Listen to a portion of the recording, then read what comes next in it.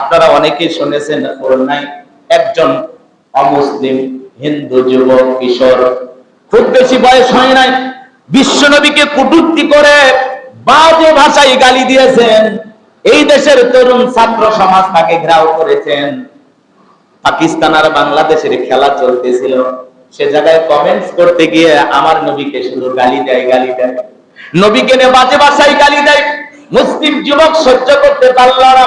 হিন্দু যুবকের আইডির সন্ধান করে কোন যুবক গালি দিল, খুলনার সেই হিন্দু যুবককে ধরেছে জনগণ। ধরার পরে ধলাই দিতে চাইছিল, পরে আবার যুবকেরা বললো না, নিজের হাতে আইন তুলে নেব না, থানার পুলিশের কাছে নিয়ে গেছে। পুলিশের সামনে যা বলতেছে, তুমি আমার নবীকে কেন গালি দিয়েছ? হিন্দু যুবক বলতেছে, আমি রাগের ঠেলায় গালি দিয়েছি, রাগেই গালি দিয়ে ফেলেছি, কিন্তু এটা আমার ভুল হয়ে গেছে, আপনারা আমাকে মাফ করে দেন, আমি এটা অন্যায় করেছি। তার মা বাবা বলেছে আমার ছেলে এই অন্যায় করেছে, আমি যদি জানতাম শাসন করতাম।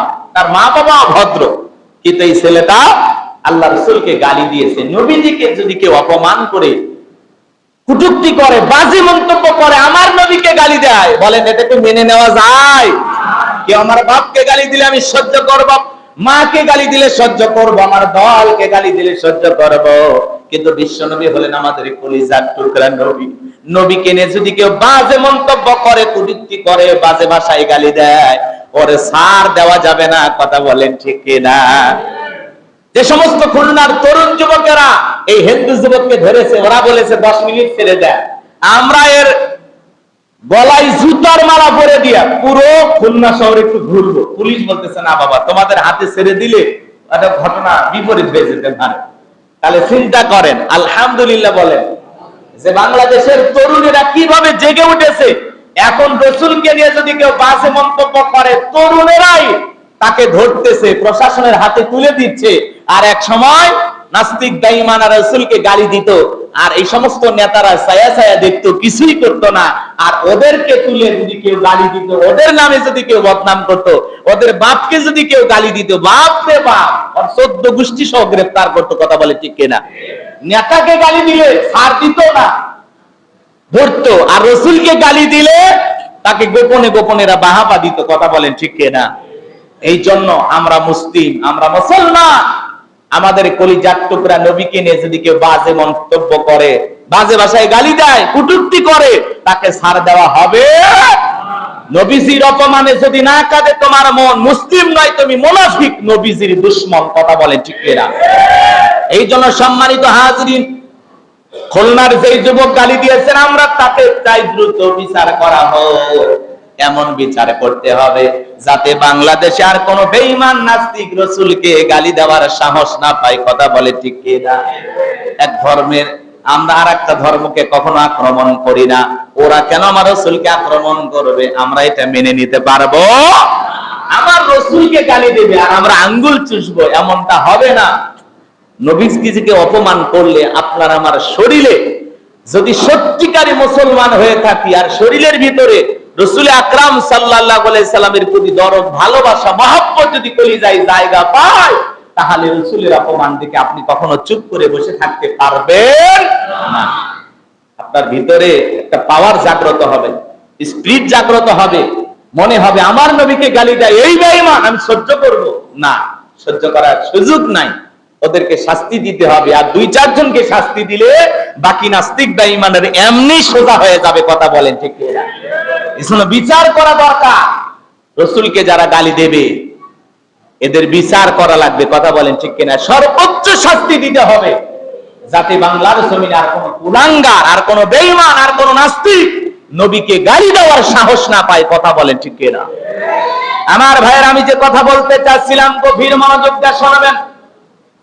হযরত আবু বকর সিদ্দিক রাদিয়াল্লাহু তাআলা কেমন নেতা ছিলেন, কেমন নেতা ছিলেন? ইসলামিক নেতা কারে বলে? নিজের বাড়ি খাবার নিয়ে যা জনগণকে খাওয়াইতেন।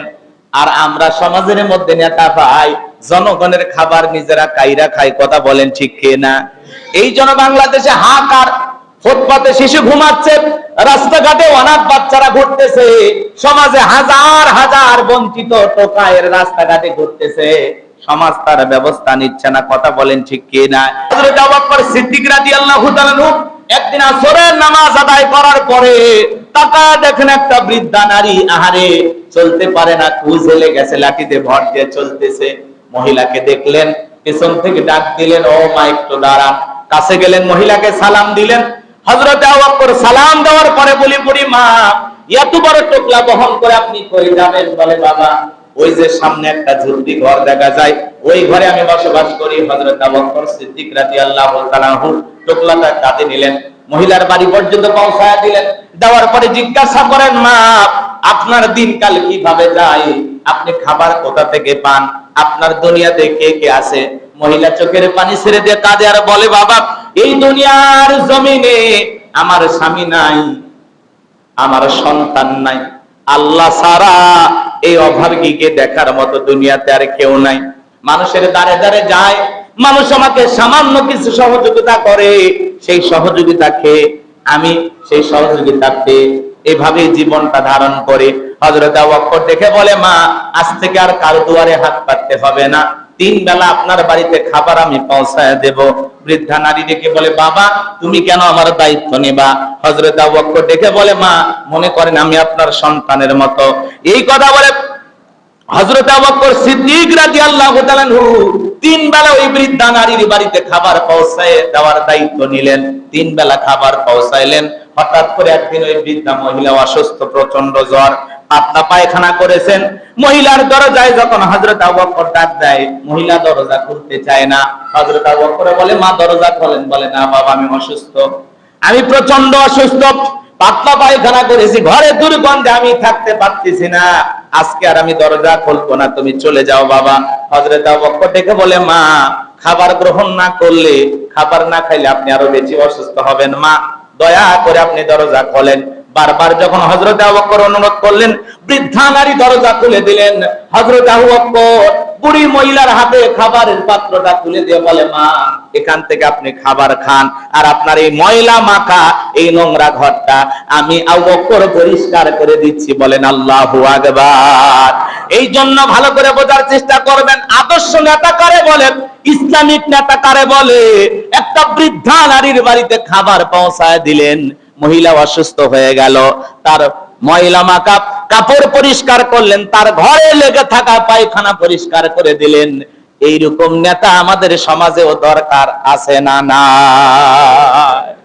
এই দৃশ্যগুলো আপনারা তখন দেখবেন যখন ইসলামালারা সমাজ রাষ্ট্র পরিচালনা করার দায়িত্ব ভার গ্রহণ করবে। হযরত আবু বকর সিদ্দিক রাদিয়াল্লাহু তাআলা আনহু ইসলামের 1 নাম্বার খলিফা, বিশ্ব নবীর বন্ধু এমনি হয় নাই, তার আমলে যোগ্যতায় হয়েছে। কথা বলেন ঠিক কিনা? এরকম আদর্শ বর্তমানে কোন মেম্বার চেয়ারম্যানের পাওয়া যাবে? জোরে বলেন পাওয়া যাবে? শুধু ভোটের সময় এসে সেলফি তোলে ভিক্ষুকের সাথে, ভোটের সময় একটু ভিক্ষুককে খাওয়ায়, রাস্তাঘাটে গরিব দুঃখী মানুষের সাথে কি করে, চা পান করে। আবার যখন জমিতে ধান কাটার সময় হয় একটু ধান কাটে সেলফি তোলে।